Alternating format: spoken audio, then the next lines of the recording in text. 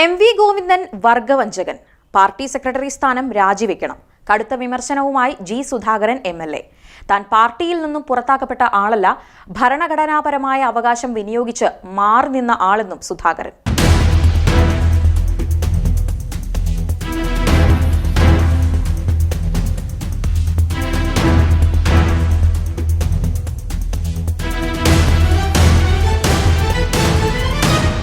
CPM സംസ്ഥാന secretary MV. ഗോവിന്ദനെതിരെ കടുത്ത വിമർശനവുമായി മുതിർന്ന നേതാവും എം.എൽ.എയുമായ ജി. സുധാകരൻ രംഗത്ത്.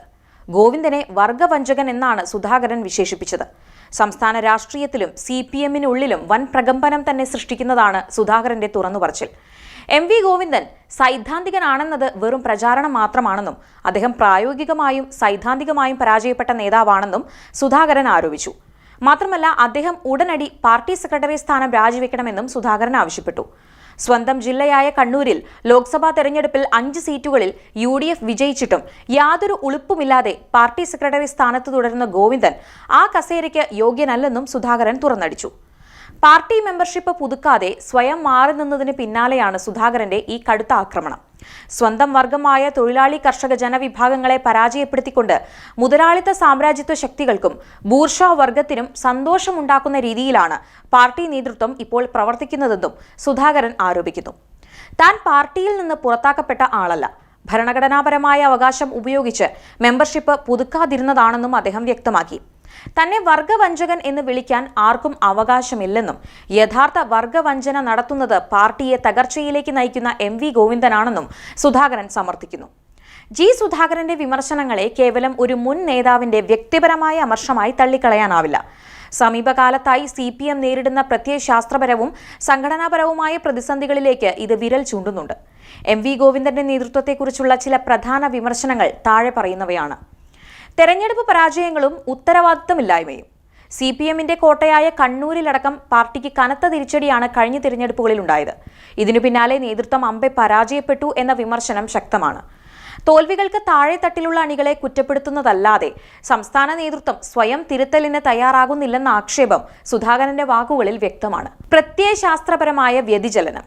കമ്മ്യൂണിസ്റ്റ് പാർട്ടിയുടെ അടിസ്ഥാന വർഗമായ തൊഴിലാളികളിൽ നിന്നും സാധാരണക്കാരിൽ നിന്നും പാർട്ടി അകന്നുപോകുന്നു എന്ന ആക്ഷേപം ശരിവെക്കുന്നതാണ് സുധാകരന്റെ വർഗവഞ്ചന പ്രയോഗം. ജനകീയ പ്രശ്നങ്ങളിൽ കൃത്യമായ നിലപാടെടുക്കാൻ സാധിക്കാത്തതും കോർപ്പറേറ്റ് താൽപര്യങ്ങൾക്ക് മുൻഗണന നൽകുന്നതുമായ നയങ്ങൾ പാർട്ടിക്കുള്ളിൽ തന്നെ അസംതൃപ്തി ഉണ്ടാക്കുന്നുണ്ട്. സംഘടനാപരമായ അസ്ഥിരത. പാർട്ടിയിലെ മുതിർന്ന നേതാക്കളെയും തിരുത്തൽ ശക്തികളെയും അവഗണിച്ചുകൊണ്ട് ഏകപക്ഷീയമായ തീരുമാനങ്ങളുമായി മുന്നോട്ടു പോകുന്നത് പാർട്ടിയുടെ അടിത്തറ ഇളക്കുന്നു എന്ന വാദത്തിന് സുധാകരന്റെ തുറന്നുപറച്ചിൽ അടിവരയിടുന്നു. അതേസമയം എം.വി. ഗോവിന്ദനെ അതിരൂക്ഷമായി ആക്രമിക്കുമ്പോഴും മുഖ്യമന്ത്രി പിണറായി വിജയനെ പൂർണ്ണമായി തള്ളിപ്പറയാൻ സുധാകരൻ തയ്യാറായില്ല എന്നത് ശ്രദ്ധേയമാണ്. പിണറായി വിജയൻ കേരളത്തിലെ ഏറ്റവും ശക്തനായ നേതാവായിരുന്നുവെന്നും അദ്ദേഹത്തിന്റെ കരുത്തിന് ഇപ്പോഴും കുറവില്ലെന്നും സുധാകരൻ ഓർമ്മിപ്പിച്ചു. മുൻപ് പിണറായി വിജയനെ സംരക്ഷിക്കാൻ ഒരു വലിയ നിര തന്നെയുണ്ടായിരുന്നു. എന്നാൽ ഇപ്പോൾ അദ്ദേഹത്തെ സംരക്ഷിക്കാൻ ആരുമില്ല. പകരം കൂടെയുള്ളവരെയൊക്കെ ചുമക്കേണ്ട ഗതികേടിലാണ് അദ്ദേഹമെന്നും ജി. സുധാകരൻ പറഞ്ഞു. ജി. സുധാകരന്റെ നിലപാടുകൾ വരും ദിവസങ്ങളിൽ CPM-നകത്ത് വലിയ ചർച്ചകൾക്ക് ഇടയാക്കിയേക്കും. പാർട്ടിയുടെ പല ഘടകങ്ങളിലും ഇതു സംബന്ധിച്ച ചർച്ചകൾ ഉയർന്നു വന്നു കഴിഞ്ഞിട്ടുണ്ട്. എങ്കിലും അച്ചടക്കമെന്ന ഇരുമ്പുമറ കാട്ടി ഇതിനെ തളച്ചിടുന്നതിനുള്ള വൃഥാശ്രമത്തിലാണ് നേതൃത്വം. ഏറ്റവും ഒടുവിൽ പുത്തലത്ത് ദിനേശിനെതിരെയുള്ള നീക്കവും ഇതിന്റെ ഭാഗമായി വേണം കാണാൻ. തെരഞ്ഞെടുപ്പ് പരാജയങ്ങൾക്ക് ശേഷം പാർട്ടിയിൽ തെറ്റുതിരുത്തൽ പ്രക്രിയ നടക്കുന്നു എന്ന് നേതൃത്വം അവകാശപ്പെടുമ്പോഴാണ് ആ തിരുത്തൽ പ്രക്രിയ നയിക്കുന്ന സെക്രട്ടറി തന്നെ രാജിവെക്കണമെന്ന ആവശ്യം ഉയരുന്നത്. എം.വി. ഗോവിന്ദന്റെ നേതൃത്വ ശൈലിക്കെതിരെയുള്ള ഈ പരസ്യമായ കലാപം CPM-നെ കൂടുതൽ പ്രതിരോധത്തിലാക്കുമെന്നതിൽ സംശയമില്ല.